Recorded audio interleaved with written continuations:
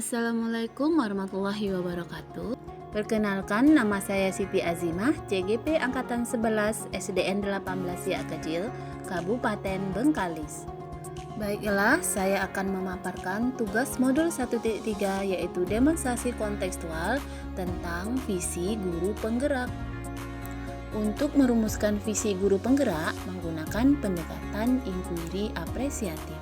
Inquiry apresiatif digunakan untuk mengidentifikasi hal baik yang telah ada di sekolah dan mencari cara bagaimana hal tersebut dapat dipertahankan dan memunculkan strategi untuk mewujudkan perubahan arah yang lebih baik. Agar dapat menerapkan inquiry apresiatif, maka langkah yang dapat dilakukan adalah dengan metode Bagja.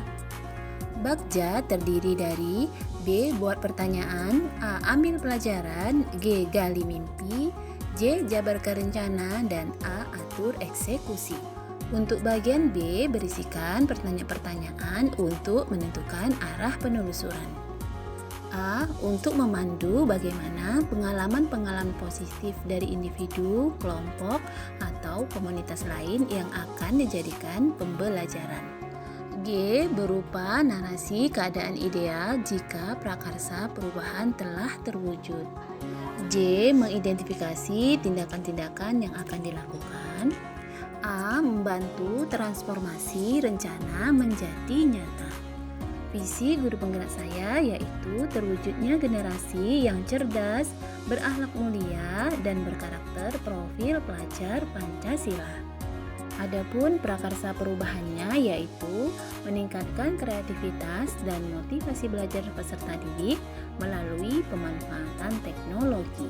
Dari kalimat prakarsa perubahan tadi, maka dapatlah kita buat pertanyaan utamanya yaitu bagaimana meningkatkan kreativitas dan motivasi belajar peserta didik melalui pemanfaatan teknologi.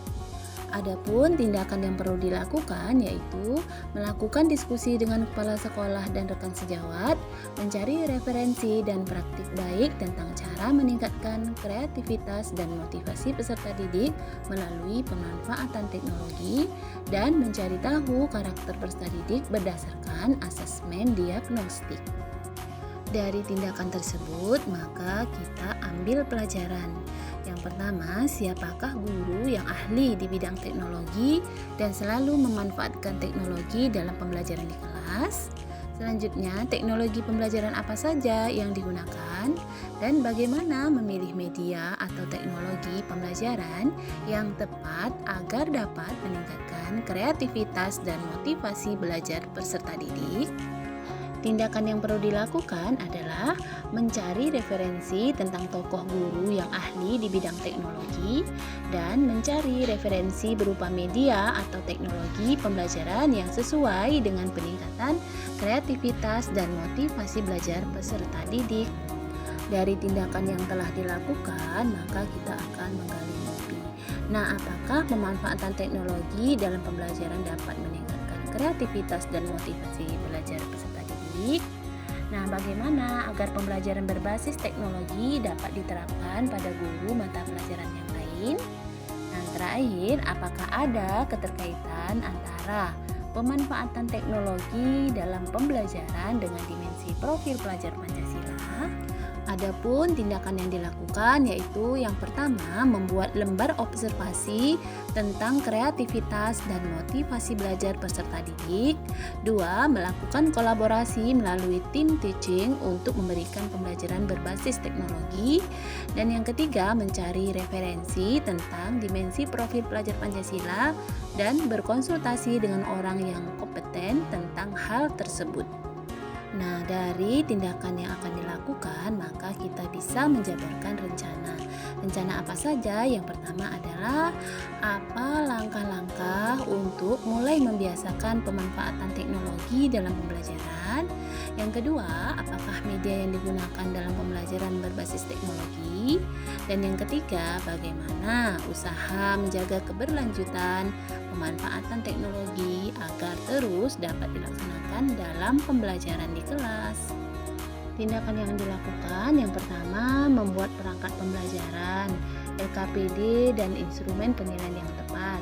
Sedangkan yang kedua, mencari media pembelajaran berbasis teknologi yang tepat sesuai karakteristik peserta didik dan materi pelajaran.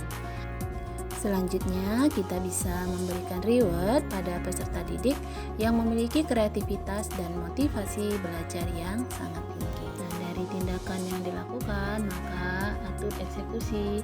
Siapa yang bertanggung jawab memonitor agar jalannya kegiatan pemanfaatan teknologi dalam pembelajaran dapat berjalan dengan baik dan konsisten.